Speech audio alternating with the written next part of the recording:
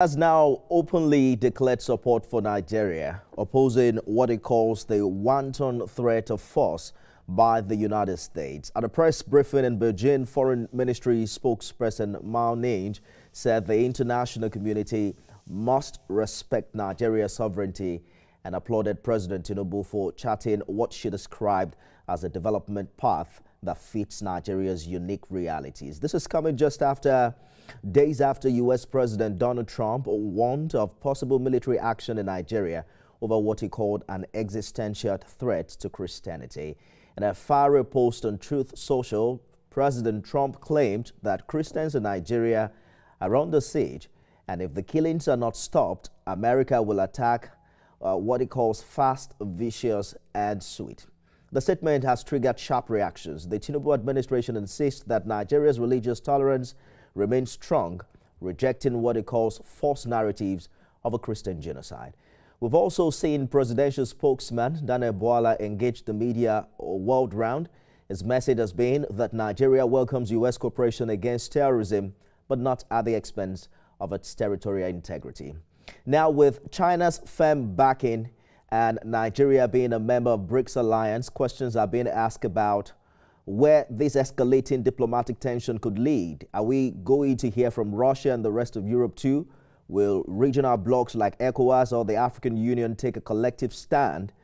And what do these conversations really mean for victims of violence in Nigeria's Middle Belt, where faith, politics, and survival often collide? Tonight, we take this global controversy back home to hear from someone who's lived through the violence and has been a consistent voice for peace and justice. Joining me is Most Reverend Benjamin Kwashi, retired Bishop of the Anglican Diocese of Jos, as we try to unpack the U.S. threats, the international response, as well as the local realities behind the headlines.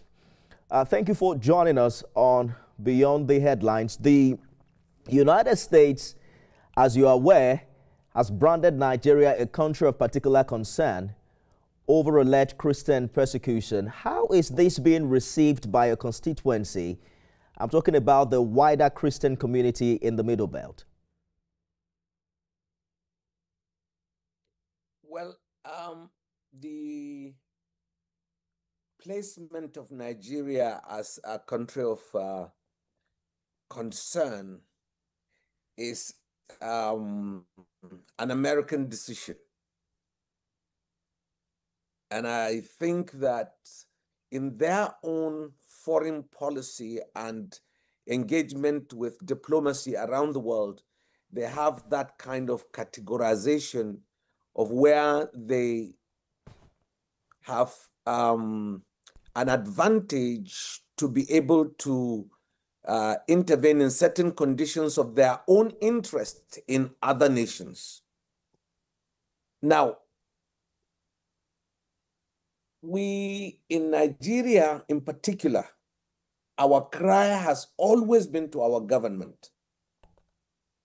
Always, always. This has been since the days of military regime in 1980. The burning of churches began very early in the military regime, the time of Babangida. This was going on, and we were seeing it continuously without arrests, without any court cases or something. We've seen our daughters being taken in and forced into marriages. And it's been on the increase little by little until by 2001, particularly in Jos, where I was bishop. And we raised that concern to government that the inability of government to protect its citizens, even in internal crisis, such as we have seen over the years, that has turned like joke into a religious divide, benefiting only the politicians, was not going to be healthy and helpful until it gave opportunity for Boko Haram's uprising. And bless his soul, President Yar'Adua was hard and decisive and wasn't going to take it. But God took him. So the thing increased to the point where the Northeast was the theater ground of such wanton killings and destruction. So actually, the church in the Middle Belt didn't start to cry until Boko Haram declared that this is their aim. So the failure of government to protect its citizens, I believe, is a cry that has gone beyond Nigeria to all over the world. Reverend And Kwashi, different nations are reacting. I hear you Yes, sir. clearly, and you mentioned that the cry has always been to government here at home. But a few weeks ago, Reverend Dachomo publicly called for U.S. intervention in the Plateau killings. You may have seen the viral video where he alleged Christian genocide and specifically called on the U.S. president, referencing what he's done in Gaza. Does that reflect the sentiment among Christians in your region? No, I think that Reverend Dachomo is a lone evangelist, by the way. So he has no particular congregation. He is a lone evangelist in charge of ministry and prayer and things like that. But I think that if you look at what senior clerics who understand diplomacy and world politics and national issues, I don't think that anybody in Nigeria will. America cannot save us, by the way. Let me put it that way clearly. America has its own interests. It is our own leaders who can help us and make us strong. Nifemi, there are people in our armed forces, security forces, immigrations, and so on, who right now, as I'm talking, don't have villages to go back to. They are serving. Their villages have been taken over, families killed, and so on. They are serving. So I think this thing portends even a bigger crisis for us internally, and nobody is going to save us from anywhere.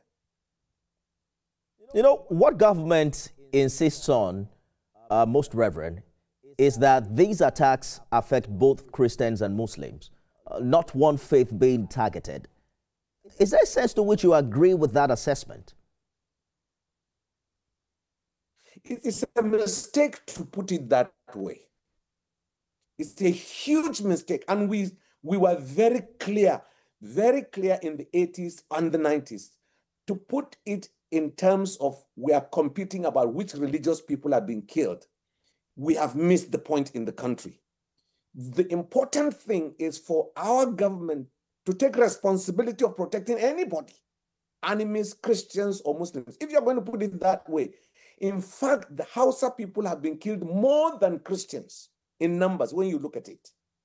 Because in the Northeast, in the Northwest, that number is not acceptable to any human being. That this is going on and we have government and we have security forces and it's still going on. It's not acceptable. So it's not about whether it's Christian or Muslim. The only issue when it became apparent is that in the case of the Middle Belt, when these killers, Fulani killers, when they kill, they settle. They actually drive away, kill, massacre, bury. You cannot come there. And there are some towns and villages right now that have been occupied already. So that is why there is a cry that this thing is specifically targeted against Christians in the Middle Belt.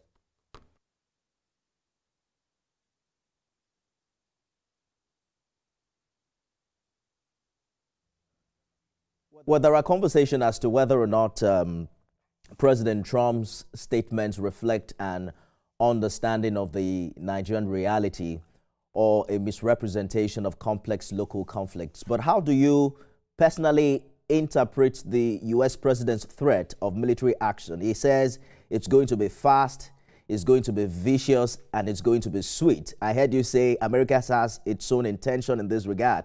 What danger really does that pose to not only Nigeria's sovereignty, but Nigerian people who live in the Middle Belt where this crisis has festered for many years? He's not going to do that. He's not going to do that. I mean, when the military junta in Burkina Faso, Mali, and so on did that, our president said, well, look, this is going to, he's not going to take it. So every diplomatic statement crossing the borders of boundaries of nations, people in charge know what they are saying. I don't think so. I think what really is there is, if you remember, there was an American who was kidnapped, I think, in Mali or Niger or so, and he was brought into Nigeria. And they did their job and left. And I think the lives of some Americans in Mali, Nigeria or so is still at stake. Now, the problem is if they moved them again into Nigeria, they're going to do the same thing and probably do some extra. So it is now our responsibility, and as a nation, we have an amazing army. If you look at the improvements since President Bola Ahmed Tinubu came in, what they have, they're even manufacturing their own tanks now in Kaduna and weaponry and so on. So we are not just going to sit by and look as a nation because any particular regions of people are being killed. But it is also important for our own people to say, look, those in the leadership, so we have to protect our people, and we are not going to take it anymore. Because you see, what has happened over the years is, if you live where we live, is that criminality has taken over, literally. So it's even beyond just the killing of Christians. Even the local people now have found out that when you are a criminal, you get away with it. So criminality has come in, kidnapping, abductions for monies and all of that. I think all of those things are things that our politicians should really decide to make a sacrifice for once and bring back our nation to a place of dignity where nobody can dictate to us. I'm wondering precisely what kind of sacrifice you're asking them to make, because you personally have experienced, you have personally witnessed violent attacks on the Plateau. What do you believe is really driving these conflicts? US is saying religion. We have heard narratives about land, cattle rustling. There is politics. What exactly have you identified to be at the root of all of this crisis? Number one, we have weakened our policing system terribly. In the last 30 years, gradually police have been weakened. And the best people who have the best intelligence with civilians are the police.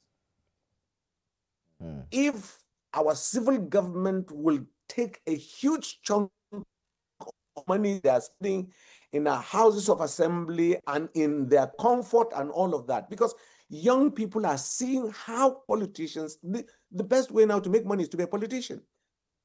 If the sacrifice from that end is made, believe me, we have a good police, and recruiting young men, particularly this generation, they are tech savvy.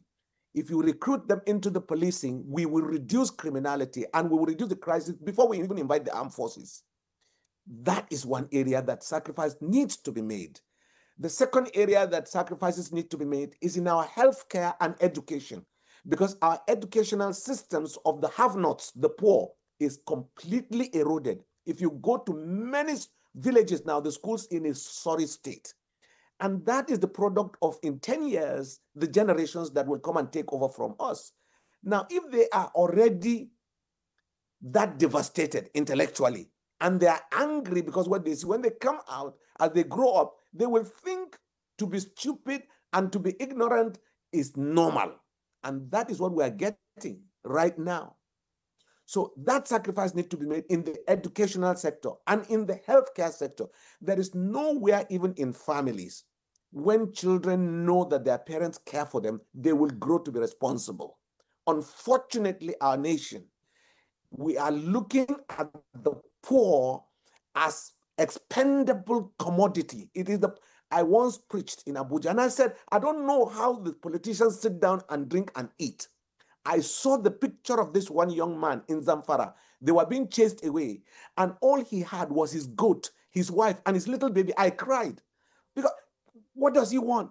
He's not going to be a senator. He just wants to eat his daily bread. Yet these are the people who are daily being killed. If you tally the numbers, is the poor of the poor that are being killed. Those are the numbers in the villages and everywhere. Now, the children of those poor and the poor are still in IDP camps. I'm talking about 10 years now.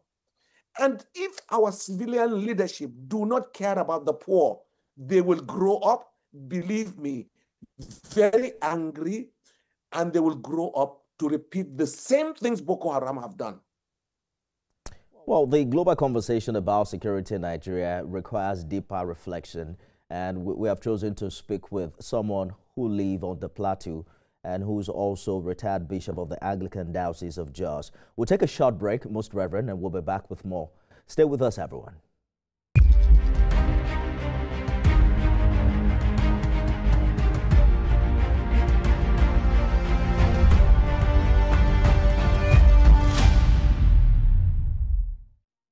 Reverend Benjamin Kwashi, his retired Bishop of the Anglican Diocese of Jos. Thank you so much for staying with us on the program. Really, how does it feel to see the suffering of your people being debated at such high international levels, often without full understanding of the context and exactly what's happening?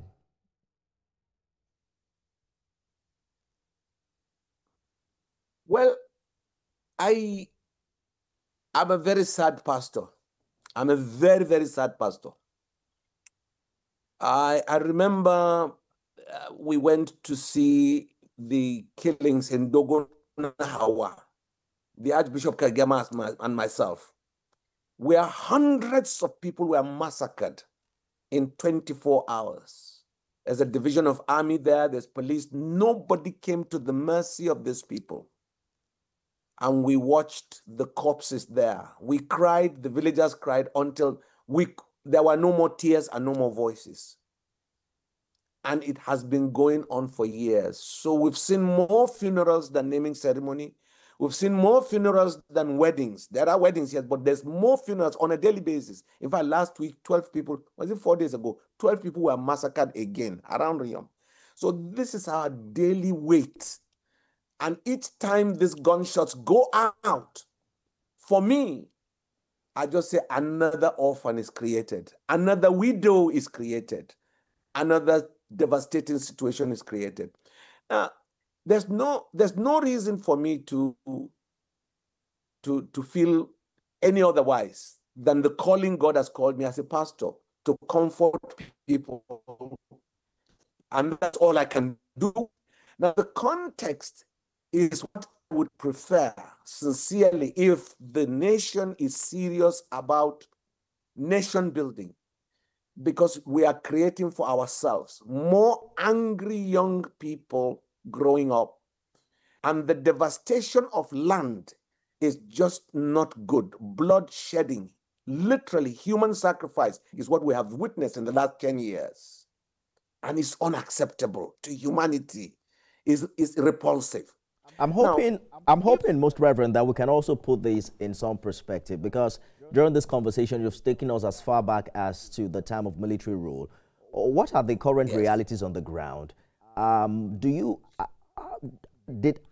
things gotten worse over time? What is the current situation of these attacks, especially under this administration? No, unfortunately, this administration is carrying the burden of massive, because the 8 years of the previous regime was the worst we have ever seen in life, the worst. And the 2 years of this present administration, they're grappling with all of it. And I'm just praying that they give it a huge success and put a weight on it. The last command, the very last command, I think a day or two ago, that the president gave to the new chiefs of the military, and particularly, I hope, to the police commissioner as well. I think we're going to see some improvements. I pray so, because already we hear that some of the terrorists are beginning to find avenues of running away. So I pray that pressure is put massively, not only for them to run away, but for them to pay the price. The other thing also that I will say to this, to our government right now, is the just.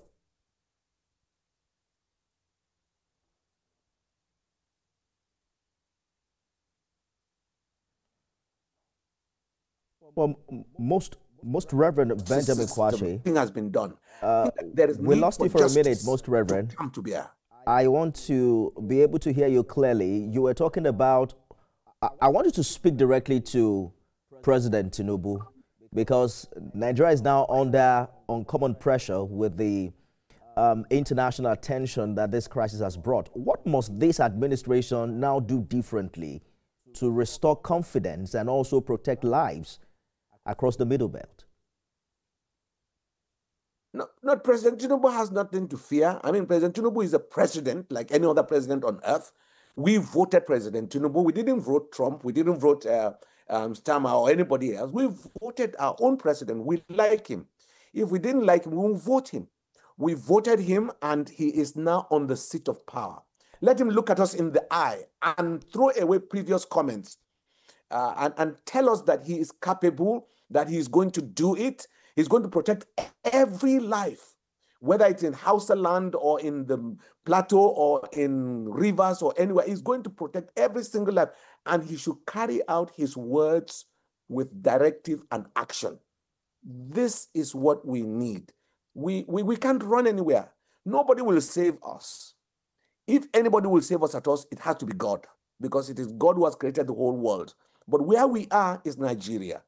And honestly, the president needs to take up this thing seriously. Let him jail these people who have turned human sacrifice.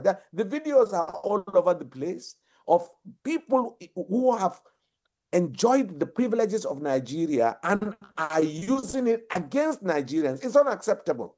People who are illegally mining and sacrificing human beings and driving them away because of what they can get. Nigerians is unacceptable. We were able to do it with the oil wells and so on, and it's being protected. We should do it for everybody else, everywhere in the nation. So there is huge work that our president needs to do to prove his case with Nigerians. He didn't sign pact with anybody else. It is Nigeria.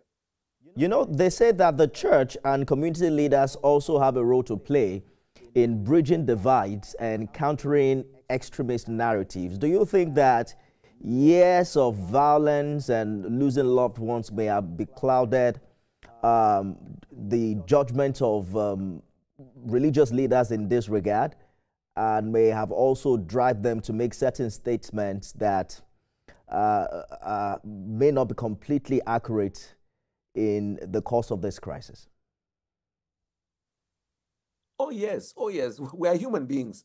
There are people who are religious leaders who have had a bad experience, so bad that it has hurt and beclouded their faith. So you can't honestly blame them, but we are tampering all of those with the truth. Because one of the things we must tell ourselves is the truth. And at such meetings, we tell the truth. We're not fighters. Fighters are soldiers and people who carry arms, but we have this role to play as peacemakers, and we warn, and we hope that governments here, we honestly, a lot of these things, and particularly, not to claim anything, we warn. We say it ahead of time. We saw it coming, and we warned. It's left for the leaders to hear, to take advice, but amongst ourselves, there's hard work to be done, and we are doing it. Well, whether Washington's warning is a case of misplaced concerns or a wake-up call, or one thing is clear, that Nigeria's internal conflicts are now drawing global attention. And as the world debates faith, freedom, and force, the real challenge remains right here at home, building trust among our people, strengthening institutions, and also proving that our nation can really resolve its own crisis without external intervention. Because in the end, sovereignty is not just about borders, it's about responsibility. I've been speaking with Most Reverend Benjamin Kwashi, retired Bishop of the Anglican Diocese of Jos. Thank you, sir, for talking to us. I'm Nifemi Ogutoye. You can watch this again at midnight and 6 a.m. tomorrow. It's been Beyond the Headlines. Good night.